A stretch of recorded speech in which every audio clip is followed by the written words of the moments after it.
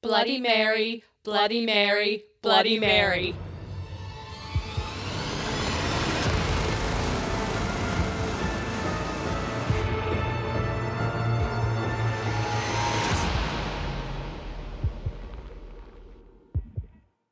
Hello and welcome to We Will Talk About It, the Supernatural Rewatch podcast where we watch one episode every week, spoiler free. I'm Meghann. I'm Kat. And this week we are doing season 1, episode 5, Bloody Mary. Ooh, Bloody Mary. So just like with Wendigo and Dead in the Water, we're doing double episode recordings. We just had a little dip break. I have delicious. some wine now, so I might have already had a glass. So let's see how this Oh, episode I've had water, so goes. Ooh, exciting. Look at us. Yeah, no, I'm a little tipsy now, which is always good for the person who records the podcast and knows how the technology The adult works. in this situation. Yeah, the adult in our podcasting relationship. Definitely. We're doing Bloody Mary this week. So I have a question. Was Bloody Mary a thing for you, an urban myth growing up?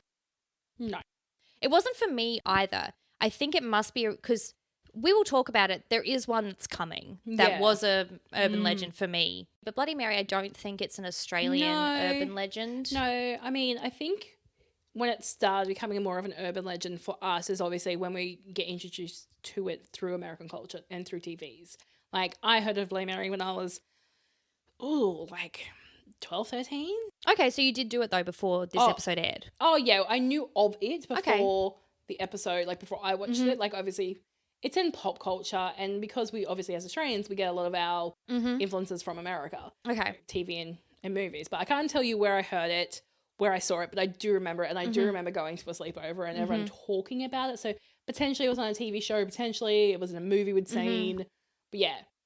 Okay, interesting. So it definitely was not a thing where I grew up. I have no memory of Bloody Mary at like slumber parties or sleepovers or anything like that. But I will say two things. Yes. One, I watched this episode with my sister, who's about 2 years younger than me, and we afterwards immediately went into our bathroom and did Bloody Mary. Just to picture it, guys, just to give you a visual, this was a... Well, you're here, so obviously things turned out well. I didn't get murdered, guys.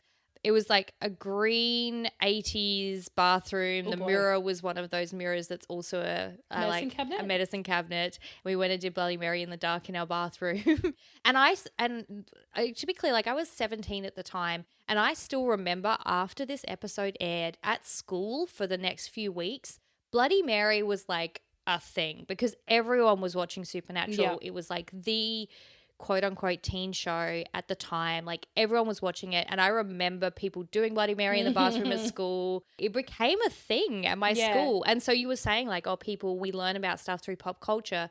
My school learned about Bloody Mary through pop culture from watching Supernatural. Yeah. And that's what I mean. Like, I never did Bloody Mary because I am a cautious child. I will bring this up often as I have, and I think it was in the first it was actually the first episode. You're hitchhiking. I've never hitchhiked. I just had to think about whether or not I'd ever hitchhiked. Yeah, and that's it. Yeah. Literally, my second note in the show notes is literally, fuck no, I ain't saying Bloody Mary in a mirror. And to this day, even from our cold intro, if you guys listened, I intensely stared at Megan's eyes. Yeah. I refused to look at the mirror that's next to us in my bedroom. I can handle going to grave sites. I can do the ghost walks. I can do all that shit. But when it comes to like dancing with mirrors and tempting the mirror gods, I'm fucking good. This episode, So camp. It is because it's an urban legend. It's the first like proper urban legend that they people do. would know, like without having to go digging. You wouldn't have to. People have heard of it, right? Yeah, absolutely. Especially in America. Particularly in America, I'm sure that it's a very common thing that people do. And we actually open on a slumber party. There's 3 girls. They're playing Truth or Dare. Did you ever play Truth or Dare? Oh, yeah. Truth or Dare. And Lies of Feather Stiffs a Board. I'm pretty sure that came from The Craft. Yes, absolutely. So, again, another, American pop culture reference filtering into the Australians. Never did Bloody Mary. What else did we do? But yeah, very classic, girls chattering. I mean, I'm a talker if you haven't worked that part out yet. We open on a slumber party. There's 3 girls. They're playing Truth or Dare. One of them asks for truth. And of course, as I think it is the case in every single slumber party sleepover that I've ever been at, the second is truth. It's always, do you want to make out with this person? Yeah. Who's your crush? Who's your crush? Show me your vulnerable self. Show me who you're into. So she changes her mind, decides to do Dare. She goes upstairs and they like dare her to go do Bloody Mary, which she agrees to do. And so she goes to their bathroom, which unlike me was not a very 80s bathroom. It was very nice. Very nice modern, bathroom. Very modern. And she does Bloody Mary in the mirror. And then she hears all this banging and it's just her friends, which is just peak. Typical. Yeah. Peak like Girls. tween behavior is to just cause madness, chaos and confusion. And then to have the dad come out and say, keep it down. I'm like, yep, this is all tracking. This tracks. This is absolutely standard tweens having a slumber party. Her older sister comes home. She's past curfew.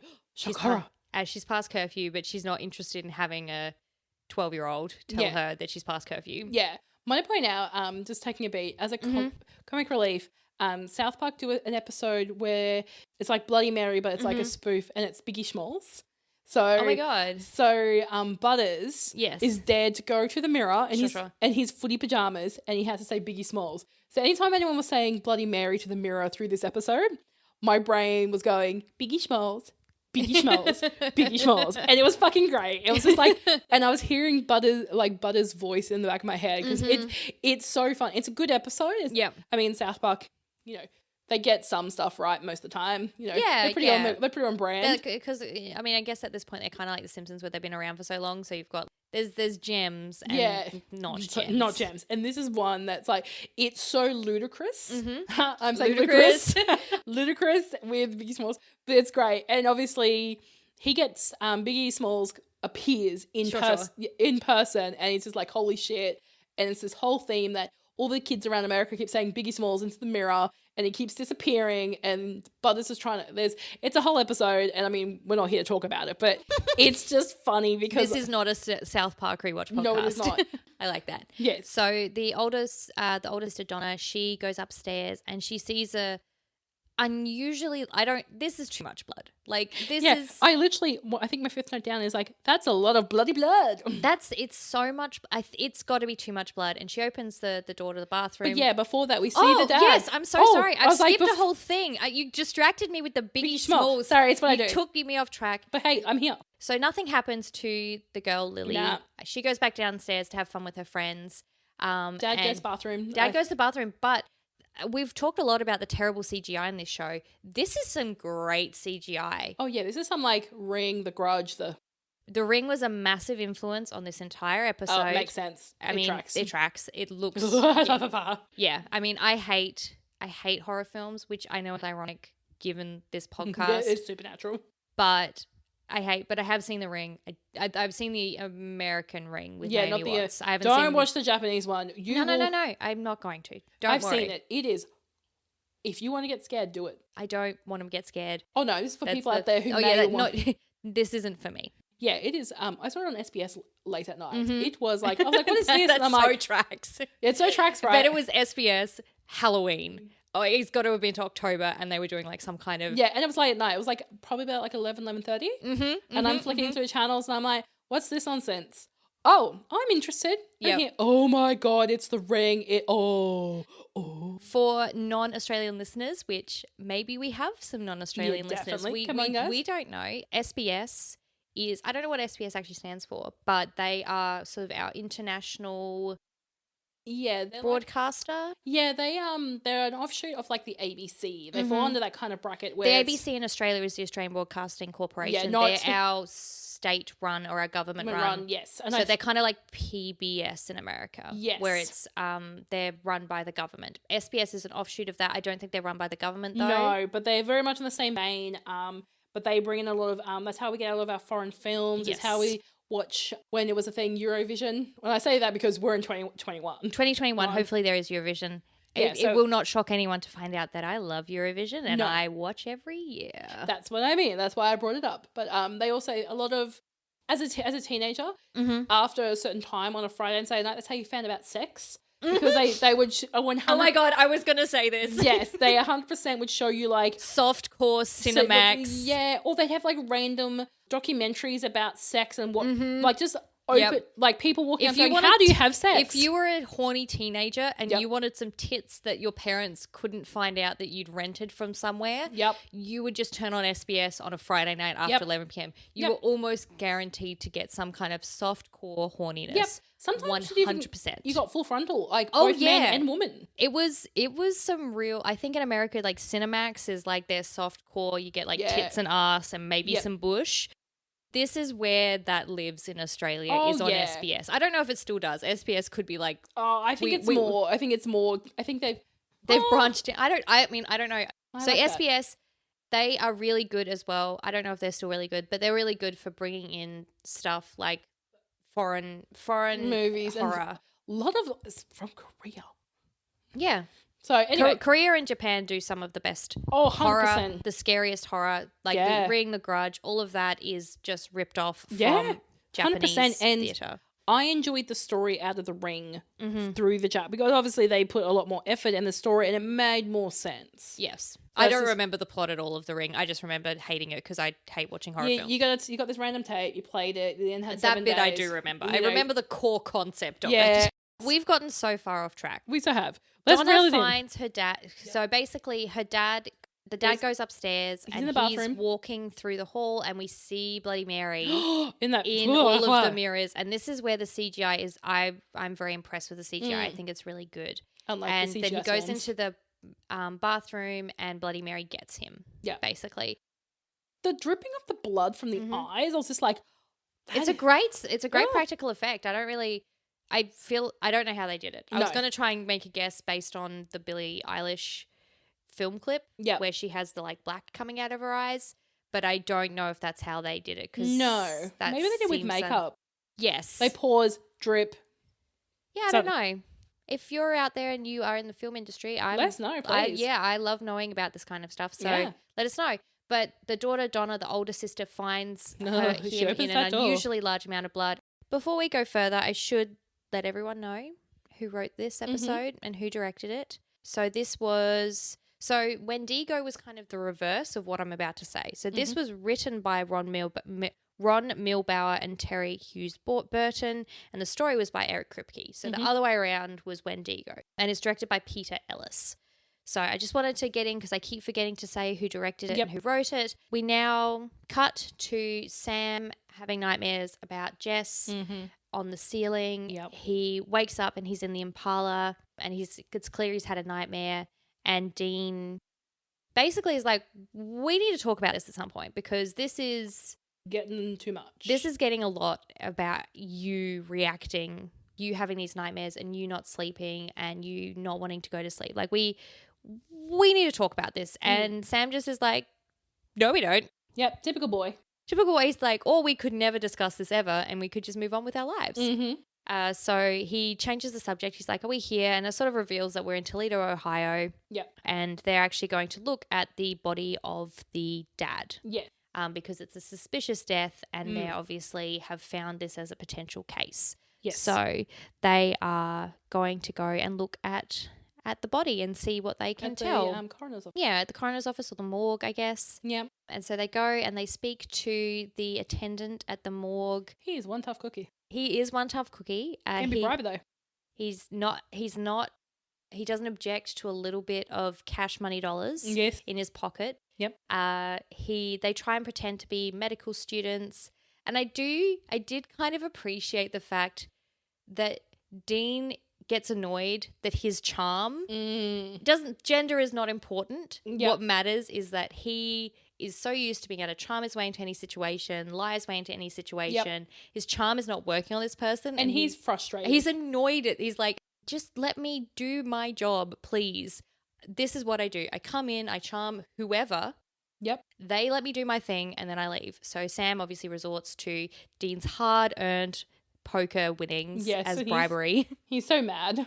And I also I do like a weird morgue attendant because he's a bit like, and the eyes were completely liquefied. He's a little into it. Yeah, he's a little bit, I don't know if he should be working in the morgue. It's alone. Sure, unattended. Yeah, unattended. Maybe don't leave him alone with the bodies. No, Not saying he's going to do like weird sex stuff, but he also might just paint their like toenails or whatever. Like, you know, it's just that vibe. Which is also probably weird sex stuff. If you're painting the toenails of a dead body. I actually just like chill. Like, no. But they see the dad's body. His eyes have been completely liquefied, and so has the brain.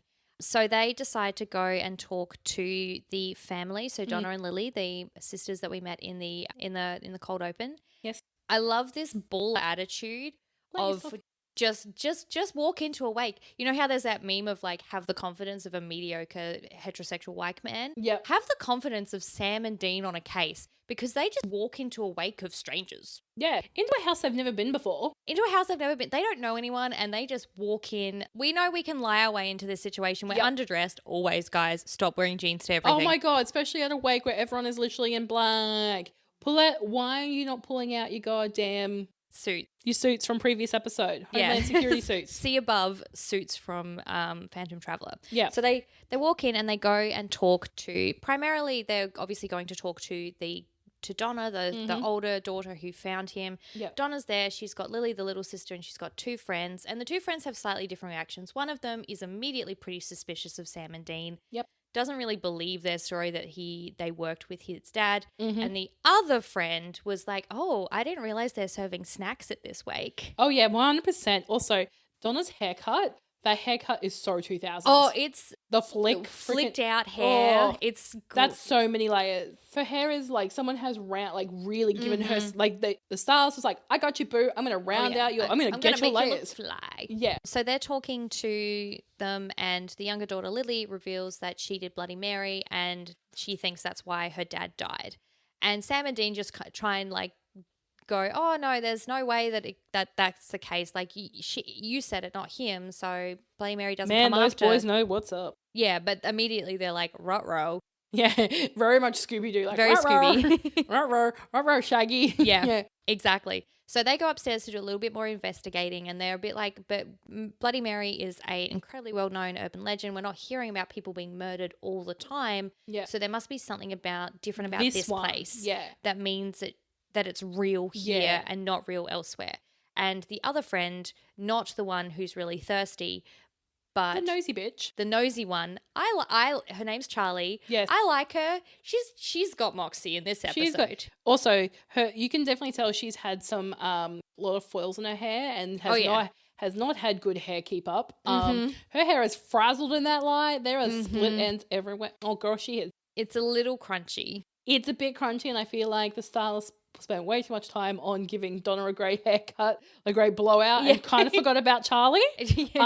So, yeah, there's that. So she comes up and she's just calls them on their bullshit, and they sort of convince her that something else has happened. Yeah. Because she's like, no, her dad was a day trader. And my note here says, what the fuck is a day trader? Because they both go, I think it's and I'm like, I think it's a stockbroker. Okay, like a stock market thing. Yeah. Because I was like, they all look like they know what's happening. Yeah. So I don't. They generally have like, I'm going to make the assumptions. Sure. Feel free to correct me, everybody. But having worked with shares, I believe what a day trader is that you have people like they'll take mum and dad's stocks from people and they're like, I ain't trusting you, day trader. Absolutely misheard you just then, and I thought you said mum and dad's socks, and I was like, wait. I looked down for a moment to check my notes to make sure I knew what was coming. Stock, not socks. No, socks with a T. Socks with a T. Socks with a T. Anywho, they take you and your husband would have stock and you would like it to be traded so you can obviously get more money out of it for your investment. This day trader would take them. You would still end up with the money, but they would trade them on your behalf. Okay. And they would take them to market and they would do the thing that does market stuff, and then you would get the returns. They sort of convince her that something else is going on and that they're police officers but for the supernatural, essentially. Yeah, essentially. And my next note, full disclosure, the first time I watched this episode for podcast purposes, I was in bed with a fever because I had strep throat. So my next note is a little bit unhinged, which is this is a fun episode. I think it's because what it's Fever campy. Dream it's a bit campy. There's, an urban legend. A a well-known to America urban legend. Mm-hmm. And it's kind of, I kind of like Charlie because she's got a little bit of moxie. Yeah. And the next scene is her talking to her friend on the phone, Jill, and the thirsty friend. Because she's like, oh, weren't they cute? And she's like, yes, they were cute. Anyway, oh my God, listen to what I'm trying to tell you, Jill. And then Jill just straight being a baller bitch like, I'm gonna do it. This is full on psychopath girl behavior. Oh yeah, this is like 100%. She's like, nothing, I'm invincible. I'm 19. You ain't gonna tell me nothing. Well, they're not, because they're in high school. I thought that, okay. Because they're in the school. That's a high school. So they're 17, question mark?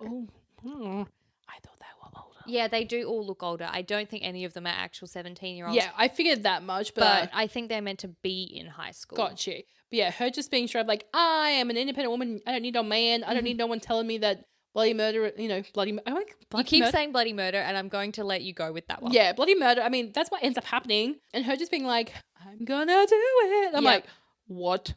And so she does Bloody Mary. Jill does Bloody Mary with Charlie on the phone. And then this is true psychopath behavior because then she just starts screaming.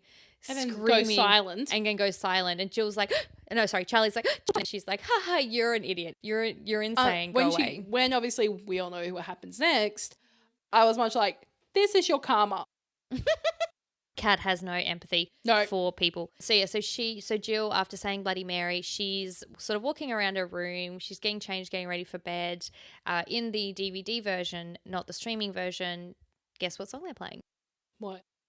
Fall Out Boy, Sugar We're Going Down. Oh, fuck yes! Which is one of Kat's, if you didn't see on our Instagram stories, it's one of Kat's sort of songs of 05. It is, yeah. What she was blaring. Oh, yeah. At the time. She doesn't see Bloody Mary, and then she's standing in the mirror, and again, this amazing CGI and this like idea of like this is such a creepy idea of the mirror not mirroring you and doing something else. I hate this. Yep. That's why I don't like mirrors, man. I think that's so scary. It's never happened to me, but did you ever do this as a kid where you tried to beat the mirror? Yep. And tried to... If that actually happened, though, goodbye forever. I would smash that mirror. I would change my name. I'm leaving the country. Yep. Anastasia Beaverhausen, here you go. No, goodbye for... It just... But so she's getting ready, and then the mirror her is standing there being like, you did that, you killed that boy, with blood trickling down her eyes. And so obviously Jill dies, as Kat said, due to karma. I mean... She straight up was a psychopath, and then she straight up, apparently killed a boy. So that's true. We will talk about it. We'll get there. We're not there yet. But we cut back to Dean and Sam doing research. Mm-hmm. And Sam fell asleep, and he gets woken up, and he's having more nightmares about Jess. Yep. And I do kind of like, because we will talk about it. I do like that they're weaving his nightmares into this episode. Yeah. Because it does pay off later on. I also like the fact that in the dream, it's blue. It's like that signature supernatural blue color on brand.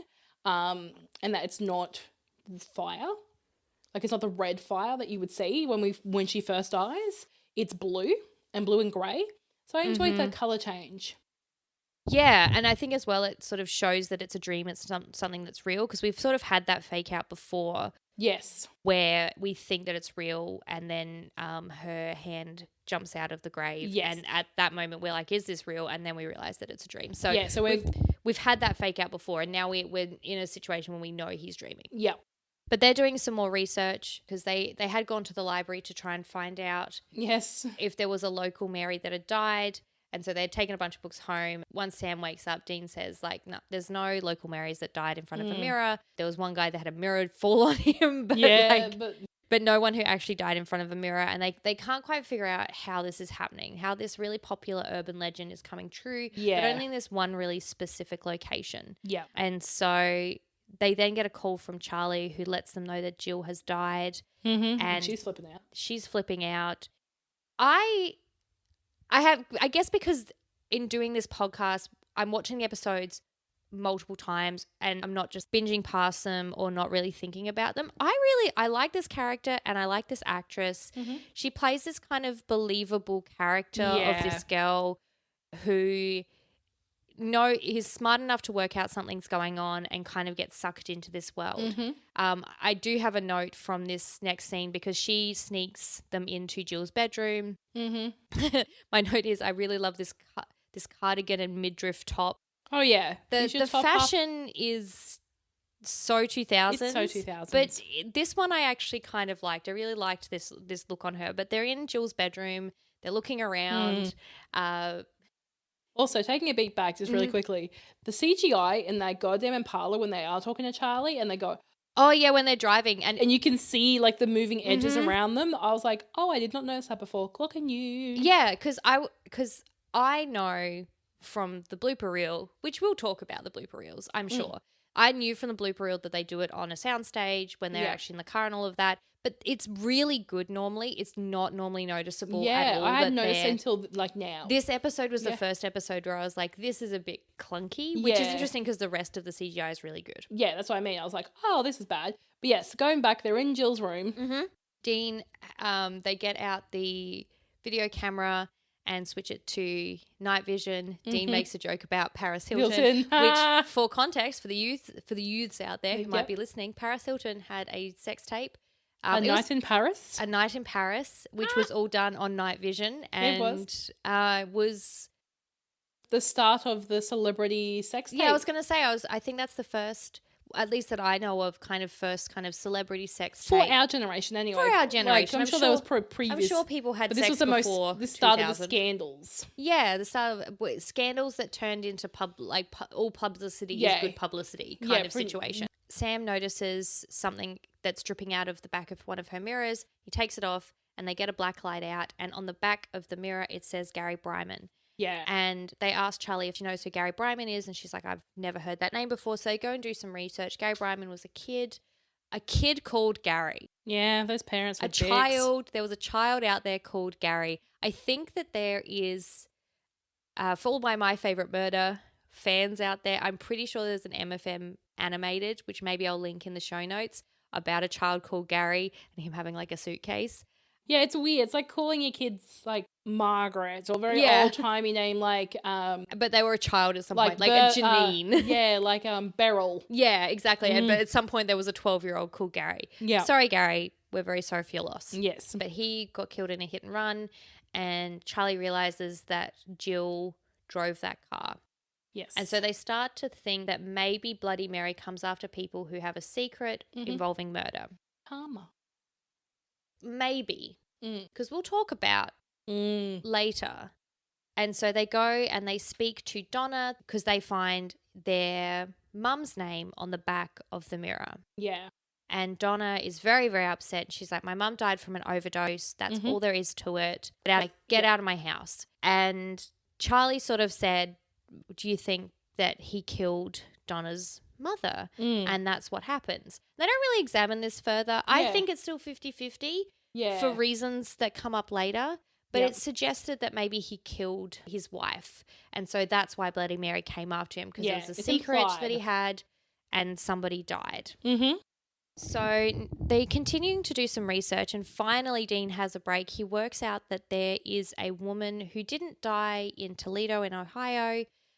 She died in Indiana. Yep. She died in Indiana. I kept going to say Alabama. I don't think that's right. There's a woman who died in Indiana called Mary Worthington. And just so anyone knows, Mary Worthington is linked to the quote-unquote true story of Bloody Mary. She's considered maybe the real quote-unquote story, as always, and that's why we did an episode on it. Em covers Bloody Mary. So, as always, thank you, Em. I love you. I'll link you in the show notes, like always, if you want to go learn a little bit more about Bloody Mary, the true story. So they find that there was a woman called Mary Worthington. She died in Indiana, so she didn't die in Ohio. But she did die in front of a mirror, and it did look like maybe she was writing something on the mirror. And so they go to Indiana to talk to the police officer. And I have a question. How far apart are these places? Indiana and Ohio. Is this like driving to the other side of town? Because we don't, in Australia, you're not, unless you live in a border town, you're not driving across state lines to ask someone a question. Like, they couldn't call this police officer? Yeah, they couldn't do like a, STD call. Oh, right. Standard. Yeah, they couldn't call this guy. They couldn't give him a sexually transmitted disease call. They couldn't give him a sexually transmitted. For the kids out there was called standard calls, and it was cheaper rates. It was cheaper rates after 6. Yep. No, yes. After 6, yep. Nights and weekends. Mm-hmm. So an STD call. Yeah, they couldn't call it down to. But are these two things? I don't know American. No geography. Nope. Neither do I. But I feel like they're not close, but they somehow, teleported. I don't know how far apart these places are. I do kind of feel like there's this meme of this guy who got bored and decided to try and figure out what all the states in America were.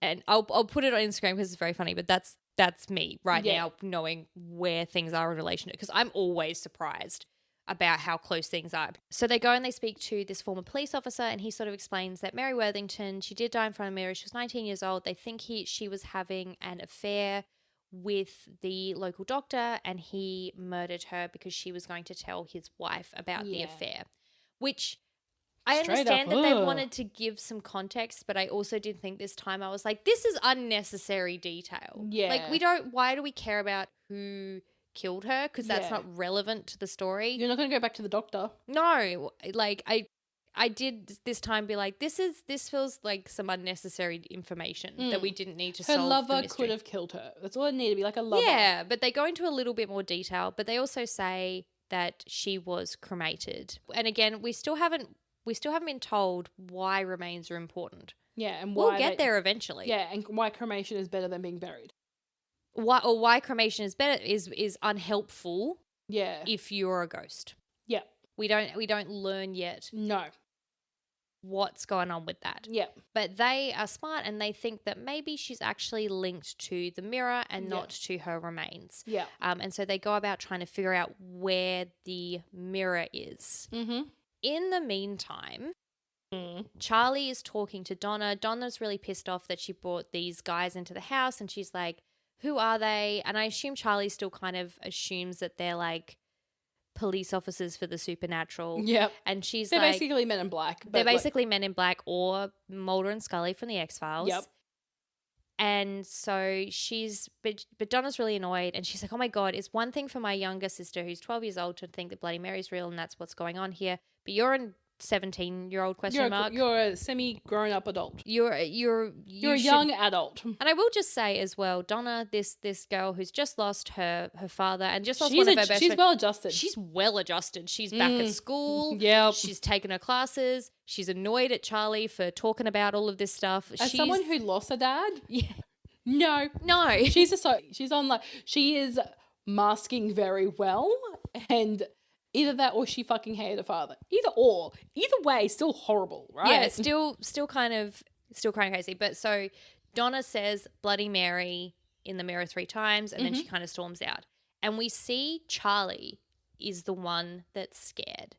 And now she's walking back to her classroom. She's clutching her books, and we see Bloody Mary in the reflection of the window. And again, this CGI, we were talking about bad CGI when they're driving, which is normally actually quite flawless. But this CGI is so good. It's so scary that she's everywhere. Yeah. And she's in the class, and she opens up her compact. And she's in the compact in like proportion, in ratio. I'm like, oh, this is good. It's good, and it's so scary. So she starts screaming, of course. So of course in the middle of class. In the middle of class, and her teacher comes up and is like, what's going on? And then we see Bloody Mary. She's in his glasses reflection.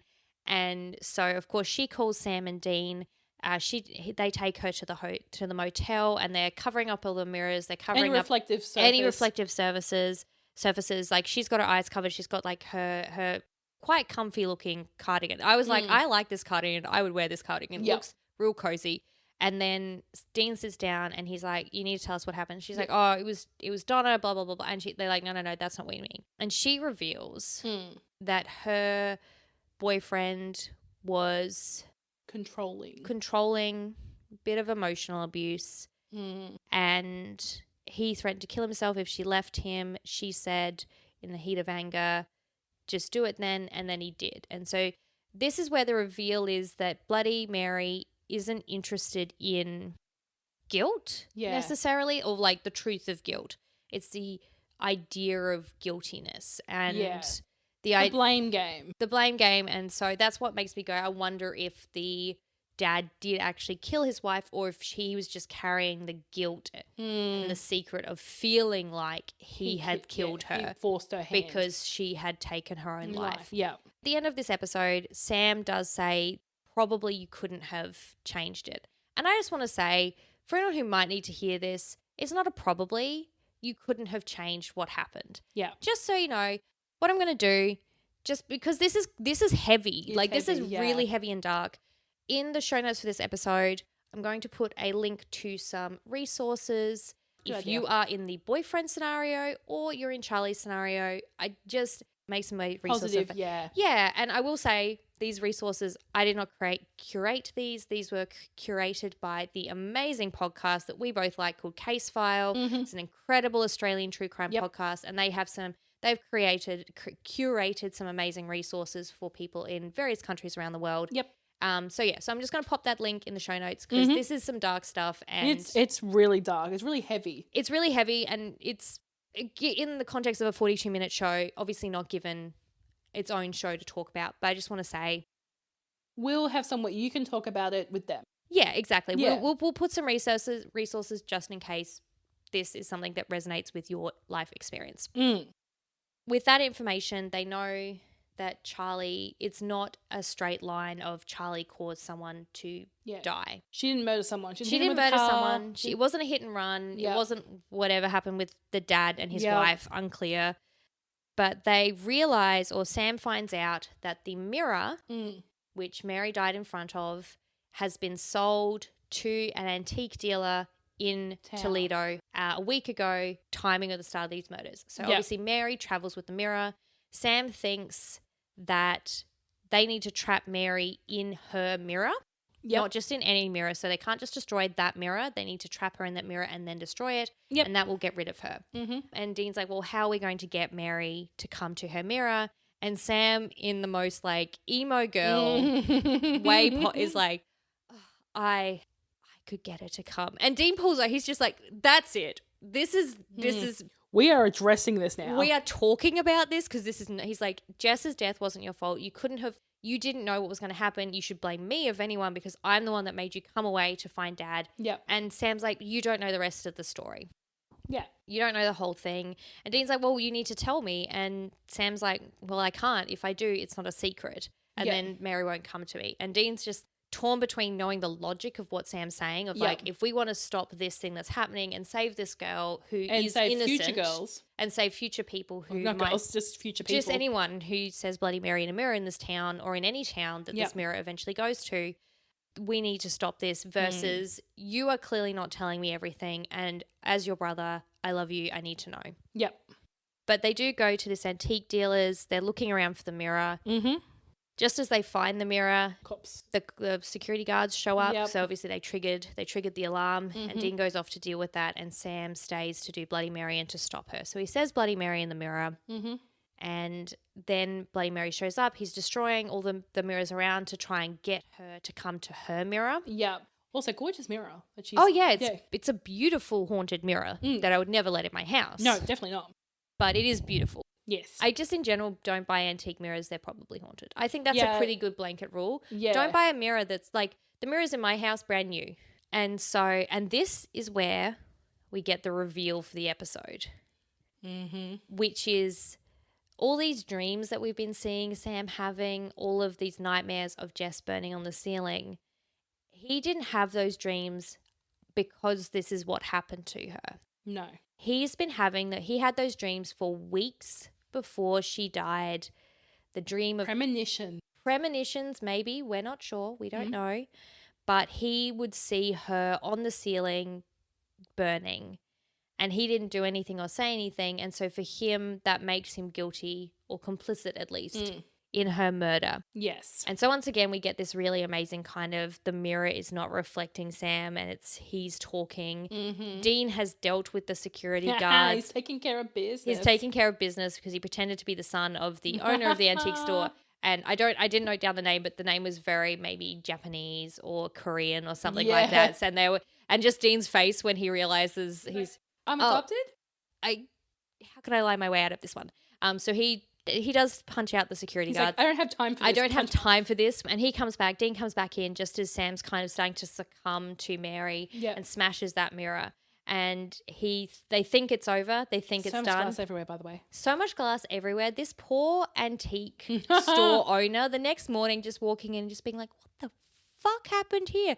Like, what happened, guy? And there's like 2 security guards being like, look, there was some guy pretending to be your son. He obviously wasn't your son, sir. And then he knocked us out. And they didn't take anything, but they did destroy a lot of antiques. And antiques are worth a lot of money, guys. Especially if they're like proper, like hardcore. Yeah. So I might point out, like, there was a lot of grass on the ground, and I literally wrote, like, fuck cleaning that up. Oh yeah, imagine like that's hours of cleaning. That's such a they should start leaving money for like a cleaner. Yeah. Because right now I'm looking at going, you're gonna need like a good Dyson, like a good Dyson. You're gonna need like the expensive. But then you're like, it's so much glass. Will it fuck up the entire? It's a lot to process. It's a lot. This poor person coming into work and the next day. They're sweeping it up. Yeah, they're sweeping up for days. Yep. Days and days. But then we get full ring. Yeah, it's a motherfucking ring. It's Mary climbing out of the mirror. It's very scary. It is very like, oh boy. Good acting on the part of the lady who plays Mary in terms of like physical, the physicality, and Sam and Dean start to succumb. And I have some tea on this. Yes. Some Eric Kripke tea. Hi, Eric. We love you. Hey, bestie. Hey, bestie. He's never going to listen to this. Anyway, they were going to give Dean a secret. And that's why but then eventually they were like, we've got too much to do this season. Yep. He doesn't have a secret anymore. Yeah. So originally Dean did have a secret, and that's why he started to succumb to Mary too. But then they decided he didn't have a secret. Yeah, it's fair call. There's a lot to unpack. Yeah, there's a lot to do in this season, in season 1, and they just decided they didn't have time for Dean to have a secret. So he doesn't have a secret, guys. In case that is a bit of a spoiler, but it's because it doesn't go anywhere. Yeah. You would just assume that she's just out for them because they've smashed all the mirrors. Yeah, like I hadn't really thought about it that much until this time watching it, and I was like, oh, that's weird that Dean is succumbing as well when it's clear that there's no guilt that we know of. And then I was kind of like, maybe it's just Dean's existential guilt because we obviously have seen him say dead in the water. He was really guilty about the fact he couldn't save everyone. So I was like, maybe it's just like his general life guilt. Yeah, just general like life trauma guilt. But no, they were going to give him a specific secret, and then they decided not to. Fair call. So Mary crawls out. She's coming to get them, and then Dean. This is very like Medusa turning her on herself. They put a mirror in front of Mary, and she kills herself essentially because she's like, you killed all those people.